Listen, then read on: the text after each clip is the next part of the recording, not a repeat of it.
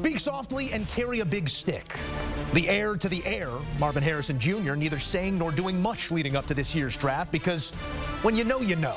Maserati Marv, the first non-QB off the board at number 4 to Arizona, a new top target for Kyler Murray's offense. Back in studio alongside our insiders and analysts, gentlemen. Little surprise here at number 4, Arizona going the way of Marvin Harrison Jr. They did apparently field calls, but Marv just too good to pass up. How do you grade out the entirety of the draft? Rick, this is an A+. And as you go down their draft board, and they had a ton of picks, there are a lot of guys that we both loved throughout the draft process, and that obviously skews our grades, but they're filling needs. Their biggest needs were wide receiver, edge rusher, cornerback. Their first 3 selections, wide receiver, edge rusher, cornerback, and even Darius Robinson, who is the edge out of Missouri, perhaps he kicks inside. And some other names that I like to be immediate impact players, Trey Benson, the running back out of Florida State. Kyler Murray has to be happy about that. One of your favorite players, Dadrian Taylor-Demerson, the safety out of Texas Tech, goes in round 4. And then another young man that we really loved, Christian Jones, offensive tackle on the right side out of Texas, adds depth there. There's very few things to complain about if you're an Arizona fan right now. No, they had 12 draft picks. Jonathan Gannon, Drew Petzing, Nick Rawlis, the defensive coordinator, Drew Petzing, the offensive coordinator. Did you know, Joe, all were quality control guys with me in the Minnesota Vikings. I do know now, and I know where the success comes from, obviously. But no, I thought Monty Ossenfort knocked it out of the park. I can tell when I watch these personalities of these GMs and if the personality of the head coach is involved in these picks. And every one of these guys, another guy that you didn't mention I love is Isaiah Adams, who played right tackle at Illinois. They'll kick him inside at guard. He's another barroom brawler. You just put him in the middle and let him go to work in there. And like you said, Taylor Demerson, to me, I think is the Gardner Johnson what Gannon had when he was in Philadelphia. So I thought all these rookies are going to come in and contribute. I imagine all of them are going to make the team, and I bet you're going to get 4 or 5 starters out of this. Wow. I mean, over the last half decade, a lot of premium capital in Arizona. A couple different leading groups. The quarterback, we'll see if he can reach his ceiling now with that big target around him as well in Marvin Harrison Jr. We got to get to Seattle because when I look at this, again, it's the first name that they select that obviously jumps off the board biggest at me, Byron Murphy. As day one impact players go, that shores up the middle of that defense immediately, Ryan. A part of this grade, but in totality, where are we? I gave them an A. Again, if you're checking boxes in terms of filling the needs and with players that make sense in the positions in which you're drafting, okay. And Byron Murphy, he was a top 10 talent for me, and I think Rick liked him nearly as much. Christian Haynes, that is a young man you do not want to meet in a dark alley or in a well-lit alley. He is going to get his hands on you, and that's going to be over. There's a fun incident from the Senior Bowl in which Jordan Jefferson from LSU took his helmet off and chucked it in the stands, and Christian Haynes said, now what? I mean, he was not going anywhere. And A.J. Barnard, the blocking tight end out of Michigan, another Michigan player off the board, Rick. These feel like John Schneider-type players. These feel like guys that will bite your head off and continue to do what you want them to do on the football field. How can you not love this draft class? Yeah, no, to get Byron Murphy II where they got him, I think he's going to be an impact player right away. Christian Haynes, the only knock on him is he's probably a one-position guy only. He's only a guard, but if you're going to draft only a guard, you know he's going to step in and start right away. I like Knight, the linebacker, because they also needed Brooks left in free agency, so Wagner left as well. Wagner's in the Commanders now. But this kid, I mean, if he can come under control, he's kind of like a blind dog in a butcher shop all over the place. I like that one.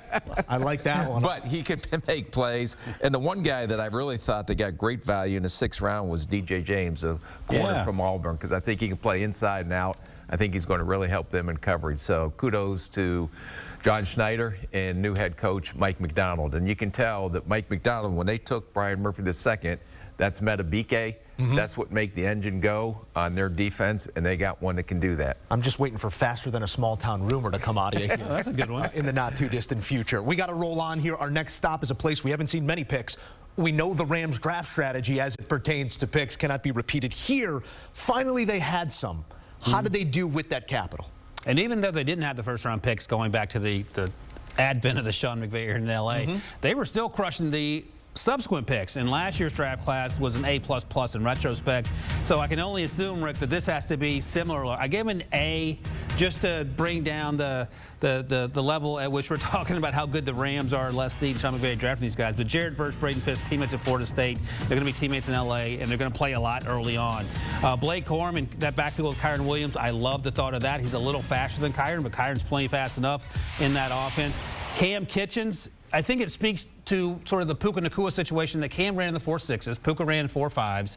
They don't care, the Rams don't. They care how fast you play. Cam Kitchens, the safety, plays much faster than he timed. And finally, I'll mention Brennan Jackson, who our buddy Pete Prisco talks their ears off about. I liked him on day 3. That's where he ended up going. He's the juiced-up edge rusher out of Washington State. Yeah, no, I thought they addressed the defensive side of the ball. They feel very confident with the offensive side. But getting Blake Corum to go ahead and team up with Williams, I think that shows you that it's an emphasis. They want to run the ball. They just don't want Matthew Stafford to throw the ball 40, 50 times a game. And can Cooper Kupp stay healthy for 17 games? And we know what Puka Nacua did. So I think they're going to put a point of emphasis on running the ball, controlling the clock a little bit, and continue to play defense the way they've played the last couple of years. It'll be interesting to see, though, without Raheem Morris at the helm, if they have any type of drop-off, because I thought Raheem, for all those players they got last year, did a phenomenal job developing those no-name rookies to become pretty household names right now. That's his shot at Kobe Turner. Is that, reading between the lines there, no doubt. You do have Michigan and Notre Dame in the same running back room. Could be some spirited competition there. I know it's a spirited. I love it. Rivalry of old age. Bring it back. Jared Verse, notably the first rounder since Jared Goff in L.A. So we'll see how it all pans out for those Rams. 49ers, the last to get to here in this division. 2 wide receivers, one early, one later. Largely panned as a reach, that first wide receiver, but the big playability, the catch radius for a smaller player. Ricky Pearsall, it was the understanding that maybe this was the fill-in for Brandon Ayuk, but here we are post-draft. All of those names still on the roster at last check. How's it grade out? Well, Brandon Ayuk reportedly was excited to have Ricky Pearsall, his former team, I would be. State, right? So he apparently has no intentions of leaving either. You can see here, Ricky Pearsall. Some people might think this is an overreach here, Joe. The man to my left loves this. He, in fact, one of the $1 bets we made on the podcast, 33.5. His draft slot, he took the under, Rick did. So I gave him a B, again, relative to the rest of the division. Renardo Green, Rick liked him a little more than I did. I thought he's a little too handsy at times, but Rick says you can coach that out of the player. Isaac Garendo, later there on day 3, ran in the 4.3s. I didn't think he played that fast, and I thought he went down a little too easy for a bigger back. And Jacob Cowan is the young man that we liked during the fall, and I thought he had a really good Senior Bowl, a slot receiver for Arizona Wildcats. Yeah, and this team is pretty loaded to begin with. Yeah. So I think they're just going off of getting good football players, and that's what John Lynch, that's how Adam Peters learned from John Lynch, and that's why the Commanders had such a successful draft. But Pearsall, okay, to me that says probably if Ayuk wants $25, $30 million, okay, we'll play out this year. Let's go try to win a Super Bowl, then go get your money after. So I think some of these picks are picks for the future as well. You know, even Jacob Cowing, who we both loved, is a little slot receiver who's extremely explosive and is going to get able to get underneath with that type of system that Kyle Shanahan runs. And the other one that I really liked was Dominic Puna, who we saw down at the Senior Bowl. He was a left tackle, Kansas. They moved him in at guard center. He needs to bend a little bit better, but they needed some offensive line help as well. And I think he'll come in and compete for a starting job.